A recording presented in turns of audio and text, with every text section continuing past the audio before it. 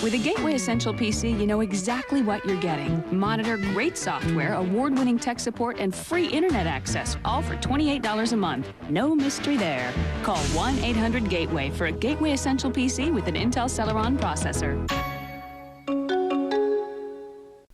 Welcome everyone to Gaming Retro. If you're not familiar with this channel, one of the things that I like to do is go through and try to bring together the various parts of older computers and assemble them essentially as you would have bought them off the shelf back in the day. And today I've got this vintage Gateway system that is perhaps a bit newer than a number of the other models that I've looked at and probably will look at in the future, but it's sort of right on the cusp. Now this model is the G7 600 Gateway Performance, and the 600 denotes that it is a 600 megahertz Pentium III system. This particular machine I feel like is kind of in the golden age of the home computer market right around the turn of the century. And, at that point in time, Gateway was huge. It was competing with Dell and Compaq, IBM to some degree, as well as HP. But it was very competitive, competitively priced, and I think their machines also just aesthetically are kind of maybe not the very best looking computer at that point in time, but they're certainly not bad looking at all for these older vintage sort of beige case computers. They definitely did have a recognizable design to them. As a brief but I think interesting aside here, Gateway, as some of you older viewers may remember, did actually own and operate a number of Gateway stores. It was called Gateway Country.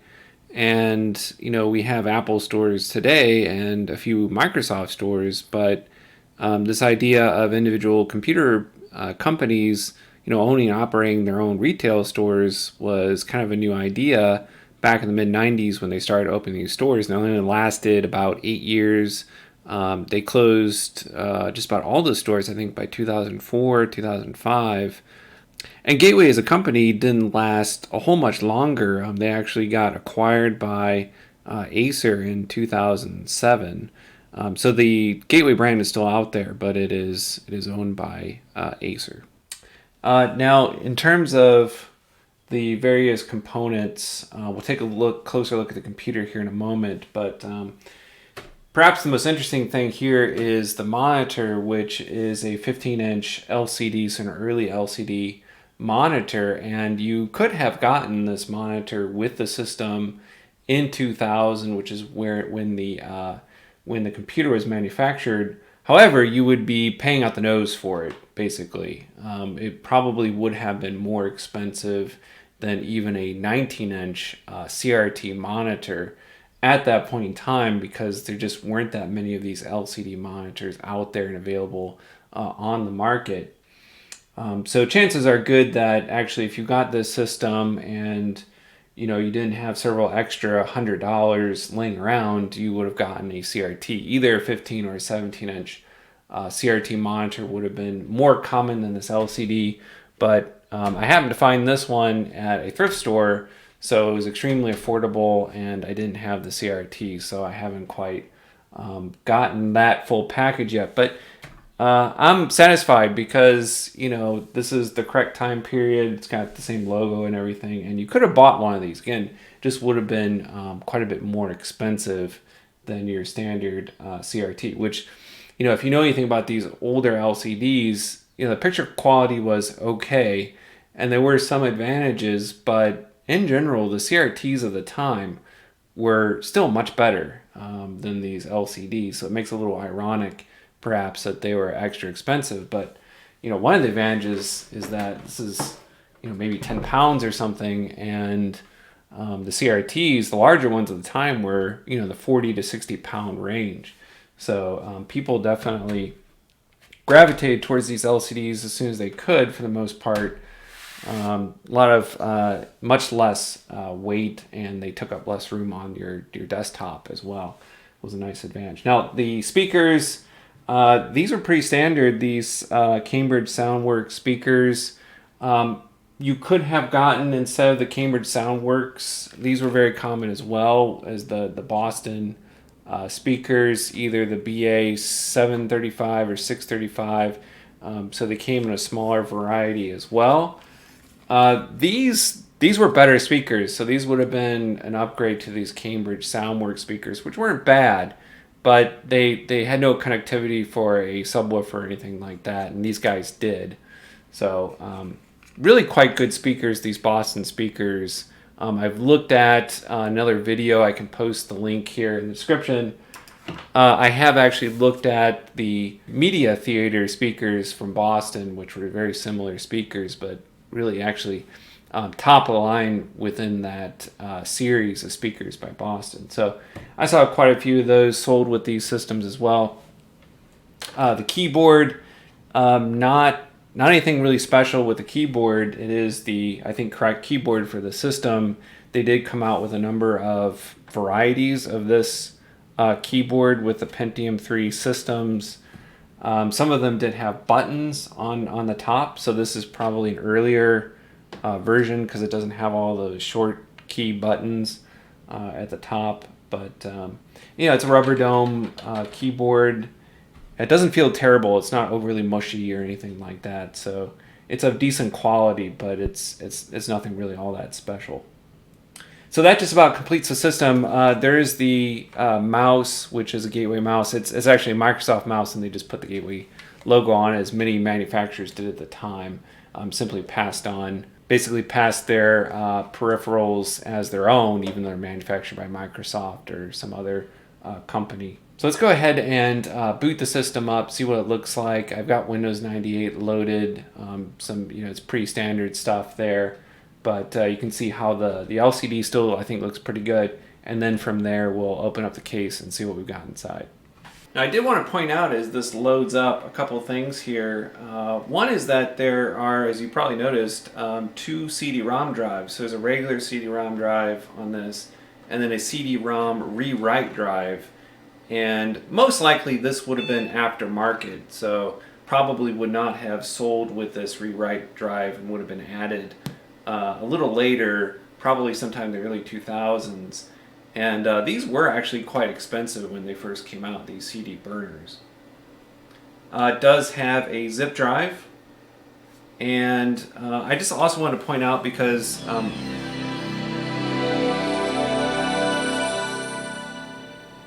Windows 98 starting up there. I do want to point out this down here because I do have a series on sleeper PCs, and there is actually a decent amount of airflow in this case, actually better airflow than you have in some other vintage cases, because there are all these holes down here, and as well as a grill down up underneath here, so that does let in actually a decent amount of air through the front of the case. Okay, so let's see what we've got loaded on here. I did a fresh install of Windows 98 here a little while ago and ended up loading a few programs on, a few games.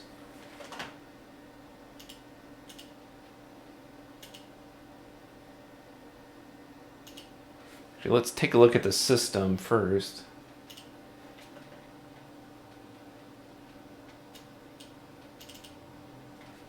Okay, so it's a Pentium III processor. I know it's 600 megahertz because that's the model number, indicates that, even though it doesn't tell you in Windows 98, which is kind of annoying. But 128 megabytes of RAM, which I think was pretty standard, somewhere between 64 and maybe 256 megabytes of RAM there in 99 and early 2000.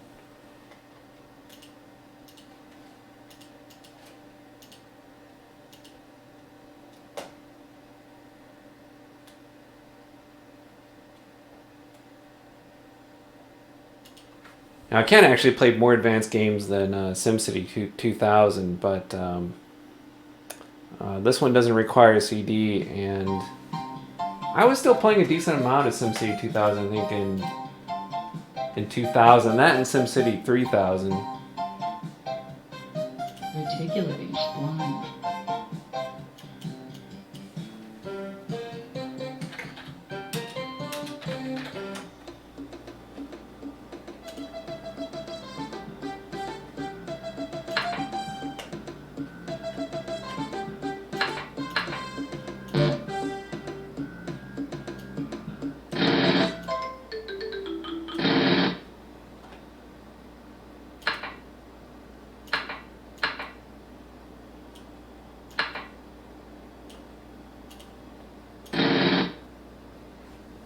So the resolution on this monitor is not bad. It's 1024 by 768, 32 bit color, and which is a little bit of a problem. I think for SimCity 2000 it actually prefers 256 colors, so the smoke and animations don't look quite right. But you can always take this down to 256 colors and it'll look fine. So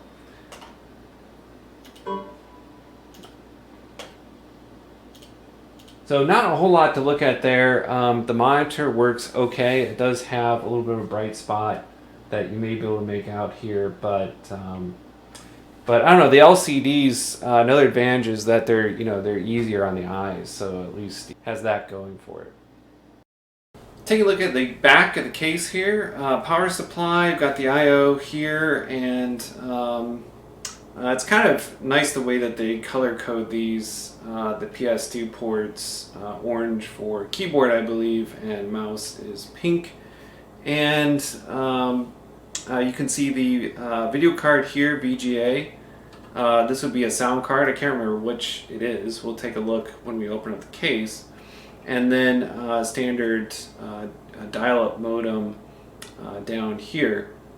Now, this hole for a fan was here. I did actually add a fan to this. It did come with a whole standard, but not the fan. So I installed that, put some bolts in here, which is something that I like to do. I like to add fans to these older computers just to kind of keep them a little cooler than they would otherwise be, though quite honestly, you probably don't actually need that, which is why they didn't come with those fans typically. But always had the option in these gateway computers of adding a fan, which I always appreciated. Now on the side of the case, I did want to point out that do actually have some holes on the side of the case as well, and this is essentially where the CPU is located within the case. And so this does allow, if you do have a CPU cooler, if you have a fan on that heatsink, to draw fresh air in, cool air in, and then expel it out the back. So that's kind of nice. Not all of the older vintage cases have any means of airflow on the side of the case, even though that's probably a really good idea to have that.